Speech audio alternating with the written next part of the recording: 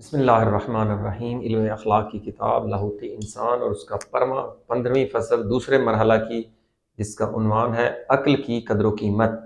تو ہم نے آپ سے عرض کیا تھا علم اخلاق میں 4 بنیادی رئیس قوتیں ہیں: قوت عقلیہ، قوت شہویہ، قوت غصبیہ اور قوت وہمیہ۔ ان سب کو کنٹرول کرنے والی، ان کو اپنے تسلط میں لانے والی قوت عقلیہ ہے۔ جب قوت عقلیہ ان سب کو اپنے کنٹرول میں لے لے گی تو اس سے کیا عدالت حاصل ہوتی ہے، اس سے انسان کو حکمت حاصل ہوتی ہے۔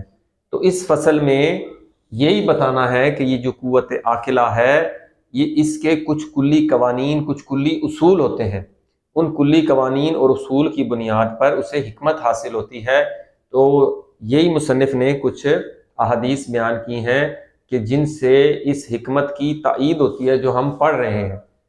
تو اس میں پہلی جو حدیث ہے، جو اصول کافی، اس کا پہلا باب ہے، باب العقل والجہل، اور اس میں پہلی ہی حدیث جو امام باقر علیہ السلام سے، کہ امام باقر علیہ السلام نے فرمایا کہ اللہ تعالیٰ نے سب سے پہلے ایک شے کو خلق کیا، وہ شے اس کو قوت گویائی عطا کی، یعنی بولنے کی طاقت عطا کی۔ پھر اسے کہا آگے آ، وہ آگے آئی۔ پھر اسے کہا پیچھے جا، وہ پیچھے گئی۔ پھر کیا اللہ تعالیٰ نے فرمایا؟ اللہ نے فرمایا کہ میں نے تجھ سے بہتر کسی شے کو خلق نہیں کیا، اور فرمایا کہ جس سے میں محبت کروں گا اس میں تجھے ڈال دوں گا، اس میں تجھے کامل کر دوں گا، اور پھر تیرے ہی ذریعے سے میں حساب کتاب لوں گا۔ اسی طرح دوسری احادیث میں بھی ہے، انما یحاسب الناس علی قدر عقولہم، یا انما یداق الناس علی قدر عقولہم، کہ اللہ تعالیٰ فرماتا ہے کہ میں بندوں سے ان کی عقلوں کے مطابق ان کا حساب لوں گا۔ اسی طرح انبیاء اور معصومین علیہ السلام، ان کے بارے میں بھی احادیث ہیں کہ نکلم الناس علی قدر عقولہم، ہم لوگوں سے ان کی عقلوں کے مطابق کلام کرتے ہیں۔ عقل کی اس قدر فضیلت ہے کہ حساب کتاب بھی اسی کے ذریعے ہوگا۔ اسی طرح آگے بھی حدیث آ رہی ہیں کہ دوسری حدیث میں بھی ہے کہ جبرائیل علیہ السلام نے حضرت آدم کے پاس تشریف لائے، اور انہوں نے حضرت آدم سے کہا کہ اللہ مجھے حکم دیا گیا ہے کہ یہ 3 چیزیں آپ کو دوں، اس میں سے ایک چیز آپ لے لیں اور 2 چیزیں واپس آئیں گی۔ تو انہوں نے فرمایا کہ وہ 3 چیزیں کیا ہیں؟ عقل ہے، حیا ہے، ایمان ہے۔ تو حضرت آدم علیہ السلام نے عقل کو منتخب کیا۔ جب وہ جانے لگے تو دوسری 2 چیزیں بھی وہیں رک گئیں۔ تو انہوں نے فرمایا کہ اللہ نے، یعنی حیا نے اور ایمان نے، کہا ہمیں حکم دیا گیا ہے کہ جہاں عقل رہے ہم اس کے ساتھ رہیں۔ تو گویا کہ جہاں عقل ہے وہاں پہ دین بھی ہے، وہاں پہ حیا بھی ہے۔ اسی طرح ایک اور حدیث میں بھی، یہ بھی باب العقل والجہل ہے، کہ کسی نے امام صادق علیہ السلام سے پوچھا عقل کی تعریف کیا ہے؟ تو امام نے فرمایا کہ عقل کیا چیز ہے؟ کہ ما عبد بہ الرحمن، جس کے ذریعے سے اللہ یعنی رحمان کی عبادت کی جائے، یعنی عقل کی وجہ سے عبادت ہوتی ہے۔ جس میں عقل نہیں، اس کی عبادت بھی اس حد عقل کے مطابق ہے۔ اور کیا کہا؟ وَاُقْتُصِبَ بِهِ الْجَنَّانُ، اسی عقل کے ذریعے سے ہی جنت کو کسب اور حاصل کیا جا سکتا ہے۔ اور اس کے مقابلے میں، عقل کے مقابلے میں وہم، نکرہ، یہ جو لوگ چالاکیاں کرتے ہیں، اور اکثر لوگ ان کو کہتے ہیں کہ یہ بڑا سمجھدار ہے، عقل مند ہے، اس کی سیاست بہت اچھی ہے، جبکہ وہ وہم کی بنیاد پر ہوتی ہے، تو اس کو نکرہ کہتے ہیں، اس کو عقل مندی نہیں کہتے۔ اس عقل کے مقابلے میں نکرہ ہے۔ یہ مولا علی علیہ السلام کا نہج البلاغہ میں بھی یہ ایک خط میں اس کا ذکر ہے۔ اسی طرح ایک اور حدیث میں امام رضا علیہ السلام نے سے انہوں نے کیا فرمایا کہ ہر شخص کا دوست اس کی عقل اور اس کا دشمن اس کا جہل ہے۔ عقل سب سے بڑی دوست ہے، عقل سے بڑھ کر کوئی دوست نہیں، اور جہالت سے بڑھ کر کوئی دشمن ہی نہیں ہے۔ اسی طرح ایک اور حدیث میں امام رضا علیہ السلام سے فرمایا کہ آپ کے پاس ایک جماعت آئی کہ ان کو آپ سے محبت تو ہے۔ تو صحابی نے کہا کہ ایک جماعت آئی ہے، انہیں آپ علیہ السلام سے محبت تو ہے، لیکن انہوں نے اپنے دین کو محکمات سے، یعنی عقلی بنیاد پر، عقلی بصیرت سے اس کو حاصل نہیں کیا۔ تو امام علیہ السلام نے فرمایا یہ لوگ ان میں سے نہیں جن کی ادب و آموزی اللہ تعالیٰ نے، یعنی جن کی تعریف اللہ تعالیٰ نے کی ہے، اللہ نے ایسے لوگوں سے خطاب بھی نہیں کیا، کیونکہ عقل کے مطابق دین لیا۔ عقل مندوں سے خطاب کرتے ہوئے سورہ حشر میں اللہ تعالیٰ نے کیا فرمایا ہے کہ اے عقل و بصیرت والو عبرت حاصل کرو. عقل والوں کا ہے، اے عقل والو بصیرت اور عبرت حاصل کرو. اسی طرح امام صادق علیہ السلام کا ایک اور فرمان ہے کہ من کانا عاقلن، کہ جو بھی شخص عقل مند ہے، کانا لہو، اس کے لیے دین، اور اسی کے لیے دین ہے، عقل مند کے لیے صرف دین ہے، اور جس کا ایمان حقیقی ہے وہی جنت میں داخل ہوگا. تو عقل کی بنیاد پر دین اور ایمان، اور اسم کی بنیاد پر جنت ہوگی.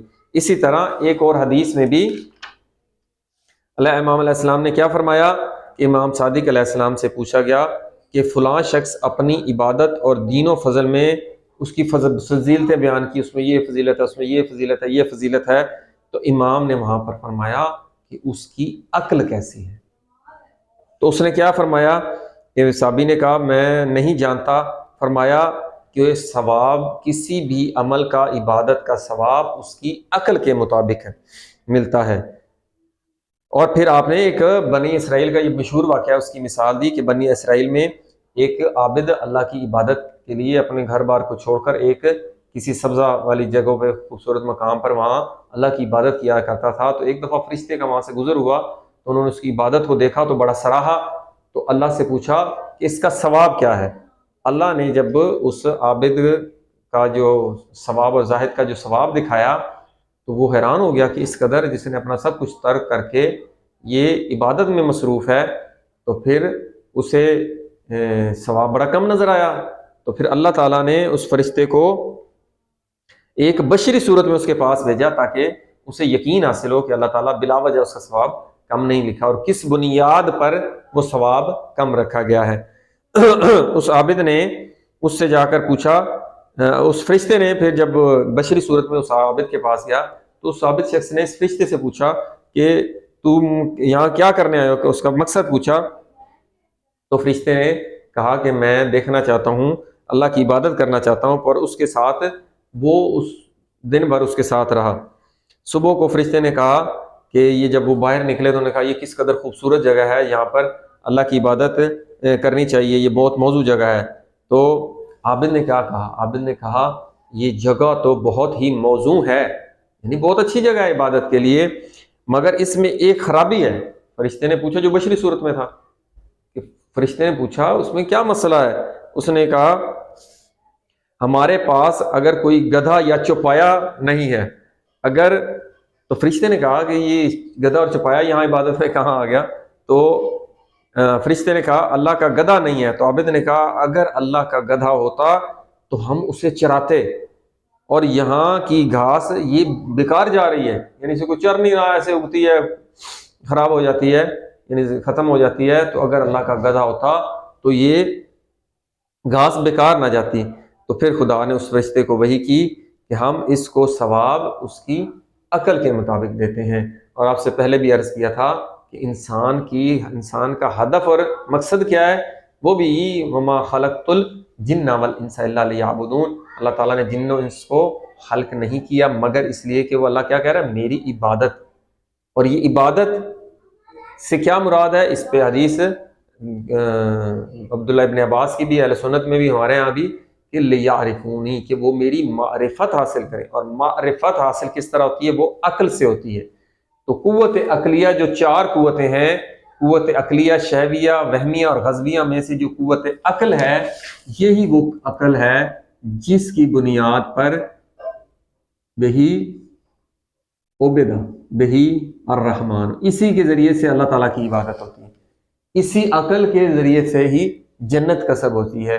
اسی عقل کی بدولت دوسری جو قوت ایمان حیا، وہ بھی انسان کو اسی عقل کی بنیاد پر حاصل ہوتی ہے، کیونکہ عقل کے ماتحت انسان کی شہوت بھی آ جاتی ہے، انسان کا غضب بھی آ جاتا ہے، انسان کا وہم بھی آ جاتا ہے. جب وہم کو کنٹرول کر لے گا تو حکمت حاصل ہو جائے گی، جب غضب کو کنٹرول کر لے گا تو انسان کو شجاعت حاصل ہو جائے گی، اور جب انسان شہوت کو کنٹرول کر لے گا تو انسان کو عفت و پاک دامنی حاصل ہو جائے گی. یہ عقل کی بنیاد پر تمام حکمتیں اور جو دوسری خصوصیات ہیں وہ انسان کو حاصل ہو جاتی ہیں. اور خود جو آپ سے احادیث عرض کی، یہ خود پہلا باب، اس میں بہت زیادہ احادیث ہیں عقل کی، یعنی جس طرح کا اول ما خلق اللہ، اللہ پہلی شے جس کو خلق کیا وہ عقل.